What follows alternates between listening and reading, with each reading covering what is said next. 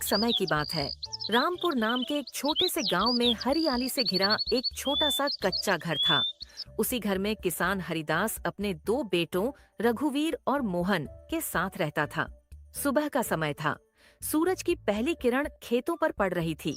पक्षियों की चहचहाहट से पूरा गांव गूंज रहा था। हरिदास अपने आंगन में हल और बैलों की रस्सी ठीक कर रहा था। उसके चेहरे पर मेहनत की लकीरें थीं, लेकिन मन में संतोष था। मोहन बेटा, सूरज निकल आया है, खेत पर चलने का समय हो गया। जी बाबूजी, मैं तैयार हूँ। पानी की मशक भी भर ली है। शाबाश बेटा, यही लगन आदमी को बड़ा बनाती है। अरे बाबूजी, इतनी भी क्या जल्दी है? अभी तो रात जैसे लग रही है। मेहनत मेहनत मेहनत, क्या जिंदगी भर बस यही करना है? कभी आराम भी तो होना चाहिए। भैया, खेत हमारा सहारा है। अगर हम मेहनत नहीं करेंगे तो घर कैसे चलेगा? तू तो हमेशा बाबूजी की हाँ में हाँ मिलाता रहता है। जरा बड़ा सोच मोहन, मुझे बड़ा आदमी बनना है, ढेर सारा पैसा कमाना है। इस छोटे से गांव में जिंदगी गुजारना मुझे मंजूर नहीं। बेटा, बड़ा आदमी बनने के लिए पहले बड़ा दिल चाहिए। पैसा मेहनत से कमाया जाए तो ही सुख देता है। रघुवीर चुप तो हो गया, लेकिन उसके मन में असंतोष भरा था। तीनों खेत पर पहुंचे। हल चलाने का काम शुरू हुआ। मोहन बैलों को संभालता, पसीना पोंछता और पूरी लगन से काम करता। हरिदास उसे देखकर खुश होता। मोहन बेटा, तू सच में मेरा सहारा है। बाबूजी, ये खेत आपका है, हमारा है। इसकी देखभाल करना मेरा कर्तव्य है। दूसरी ओर रघुवीर कुछ देर काम करता, फिर थककर पेड़ की छाया में बैठ जाता। इतनी मेहनत करने से क्या मिलेगा? थोड़ा सा अनाज। अगर हमारे पास ज्यादा जमीन होती या शहर में कोई दुकान होती तो मजा आ जाता। जमीन छोटी हो या बड़ी, मेहनत से ही फल देती है। जो मेहनत से भागता है वह भाग्य को भी खो देता है। एक दिन मैं इस गरीबी से बाहर निकल कर दिखाऊंगा।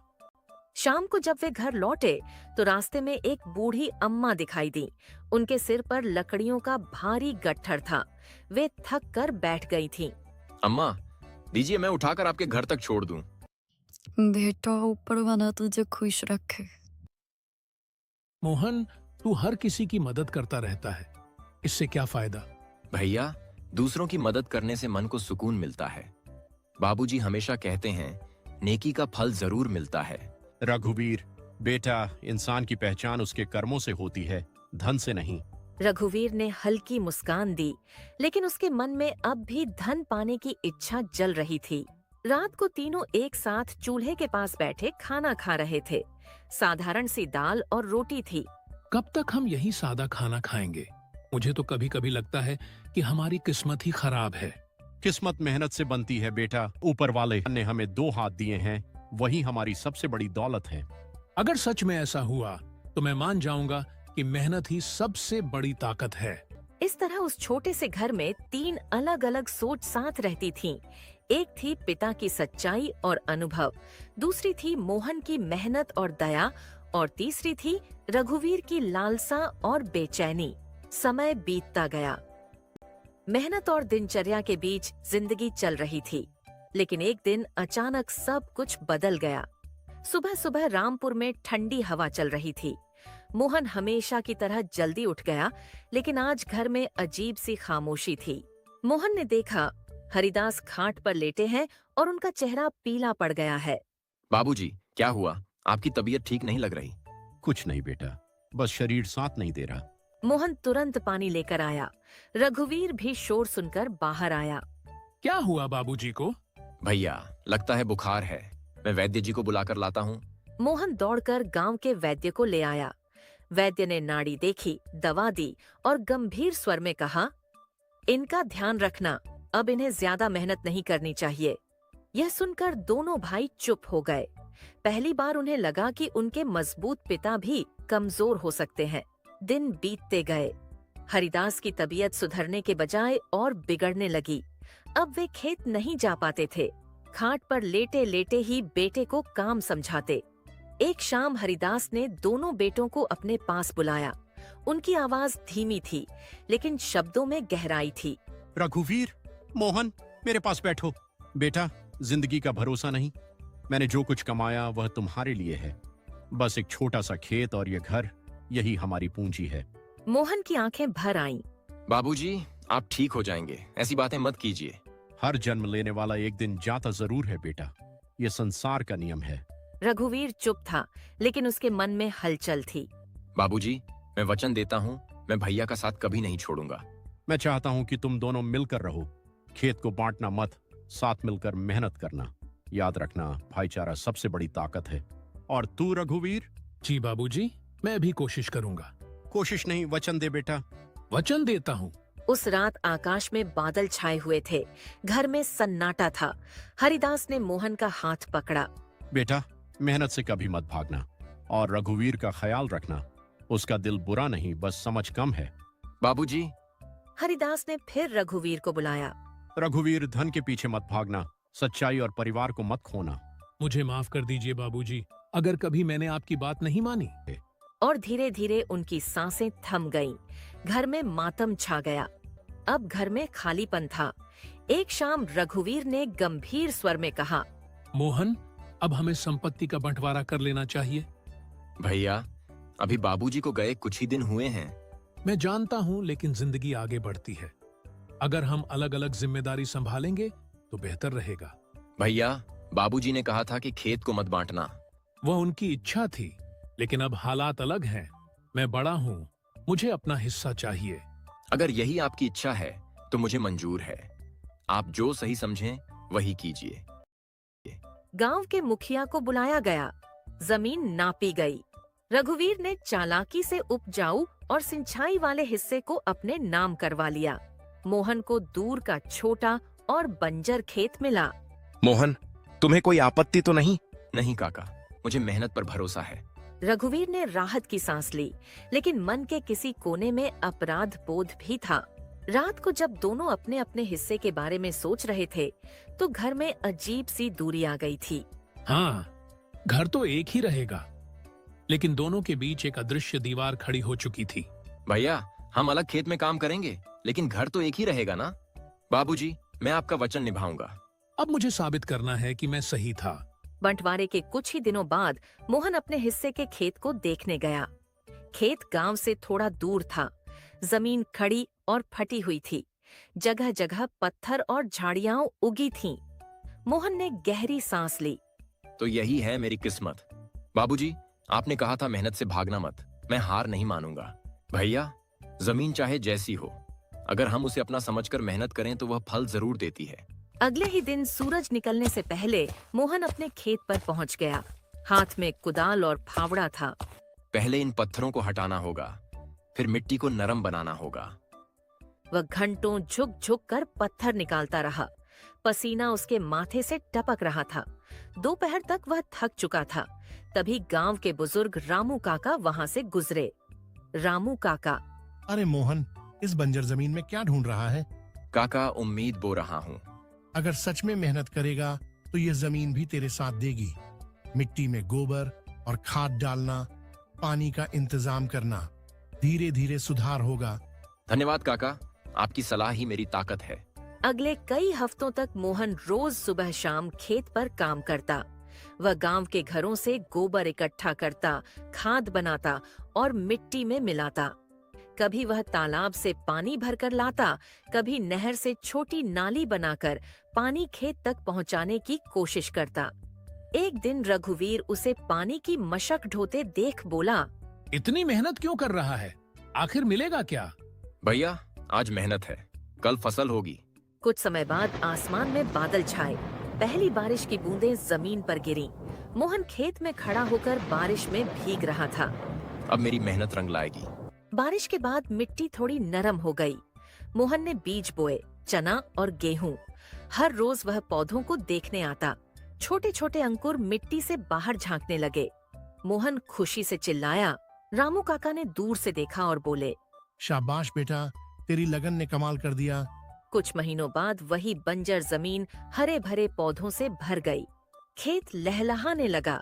गांव के लोग देखने आने लगे। एक किसान बोला, ये वही खेत है जो पहले सूखा पड़ा था? दूसरा बोला, मोहन ने सच में चमत्कार कर दिया। रघुवीर भी देखने आया। उसके चेहरे पर आश्चर्य था। रघुवीर, यह कैसे संभव है? भैया, बस मेहनत और धैर्य। रघुवीर कुछ पल चुप रहा। शायद बाबूजी सही कहते थे। जब कटाई का समय आया तो मोहन की फसल उम्मीद से ज्यादा निकली। अनाज के ढेर लग गए। भैया, यह हमारी पहली जीत है। आप भी साथ चलिए, हम मिलकर आगे और मेहनत करेंगे। रघुवीर की आंखें नम हो गईं। मोहन, मैंने तेरा मजाक उड़ाया था, लेकिन तूने साबित कर दिया कि मेहनत से बंजर जमीन भी सोना उगल सकती है। भैया, यह जीत सिर्फ मेरी नहीं, बाबूजी की सीख की जीत है। मोहन मुस्कुराया। दोनों भाई पहली बार दिल से एक दूसरे के करीब आए। मोहन की मेहनत से खेत हरा भरा हो चुका था। घर में पहली बार खुशियों की लहर थी, लेकिन प्रकृति की अपनी ही चाल होती है। अगले साल गर्मी कुछ ज्यादा ही लंबी हो गई। रामपुर में आसमान कई दिनों से बिल्कुल साफ था, न बादल न ठंडी हवा। धरती तवे की तरह तप रही थी। तालाब का पानी घटने लगा, कुएं की दीवारें सूखने लगीं। गांव के चौपाल में लोग इकट्ठा थे। रामू काका बोले, अगर इस हफ्ते बारिश नहीं हुई तो फसल बचाना मुश्किल हो जाएगा। रघुवीर आत्मविश्वास से बोला। मेरे खेत में तो अच्छी फसल खड़ी है, इतना भी क्या डरना। एक बुजुर्ग किसान ने समझाया, बेटा, सूखा अमीर गरीब नहीं देखता, पानी ही जीवन है। रघुवीर के खेत में उस साल गेहूं और सरसों की अच्छी फसल लगी थी। वह अक्सर मोहन से कहता, देखा, उपजाऊ जमीन का फायदा, बिना ज्यादा मेहनत के भी फसल लहलहा रही है। मोहन शांत स्वर में जवाब देता। भैया, अभी समय है, पानी का इंतजाम कर लीजिए। रघुवीर हंस देता। इतनी चिंता मत किया कर मोहन, बारिश अपने समय पर आएगी। दिन बीतते गए, सूरज की तपिश बढ़ती गई। खेतों की मिट्टी में दरारें पड़ने लगीं। एक सुबह रघुवीर खेत पर पहुंचा तो उसके चेहरे का रंग उड़ गया। हरी भरी फसल पीली पड़ चुकी थी, पत्तियां झुक गई थीं। रघुवीर घबराकर, यह क्या हो गया? उसने मिट्टी को हाथ से छुआ। वह बिल्कुल सूखी थी। वह दौड़ता हुआ घर आया। मोहन, मेरा खेत सूख रहा है। मोहन तुरंत उसके साथ गया। उसने खेत देखा और बोला, भैया, मैंने पहले ही कहा था, पानी का इंतजाम करना चाहिए था। रघुवीर ने बेचैनी से कहा, अब क्या करें? अगर फसल नष्ट हो गई तो हम बर्बाद हो जाएंगे। तालाब में अभी थोड़ा पानी है, हम मिलकर नाली बना सकते हैं। रघुवीर थका हुआ था, लेकिन अब उसके पास कोई और रास्ता नहीं था। दोनों भाई फावड़े लेकर जुट गए। धूप तेज थी, पसीना आंखों में जा रहा था, लेकिन तालाब का पानी भी बहुत कम था। जब तक नाली तैयार हुई, तब तक आधी फसल सूख चुकी थी। कुछ ही दिनों में रघुवीर का खेत लगभग बर्बाद हो गया।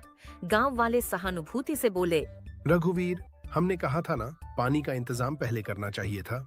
रघुवीर चुप था। उसका घमंड अब टूट चुका था। रात को वह आंगन में बैठा था, सिर झुका हुआ था। रघुवीर, मोहन, मैं हार गया। मैंने घमंड किया, बाबूजी की बात नहीं मानी। भैया, हार जीत जीवन का हिस्सा है। असली जीत तब है जब हम अपनी गलती से सीखें। मैंने हमेशा आसान रास्ता चुना, तूने कठिन रास्ता चुना और जीत गया। भैया, जीत मेरी नहीं, सीख की है। मोहन की फसल उस साल भी ठीक ठाक बची थी, क्योंकि उसने पहले से पानी का छोटा कुआं खुदवा लिया था और सिंचाई की व्यवस्था कर ली थी। जब अनाज घर आया तो मोहन ने बिना कुछ कहे आधा हिस्सा रघुवीर के सामने रख दिया।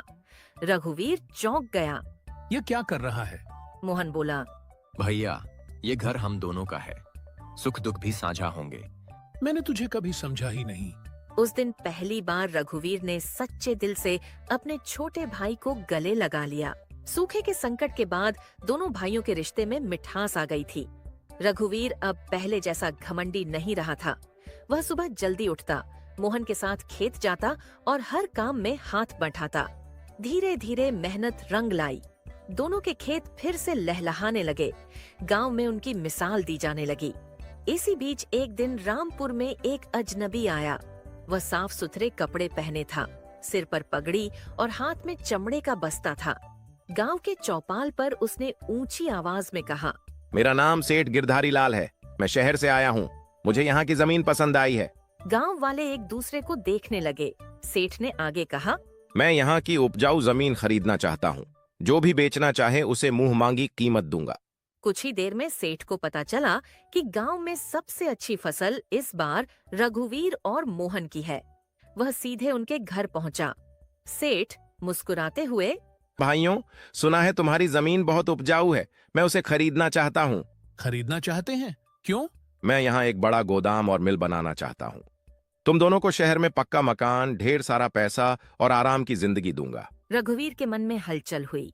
पक्का मकान, शहर, आराम। मोहन शांत था।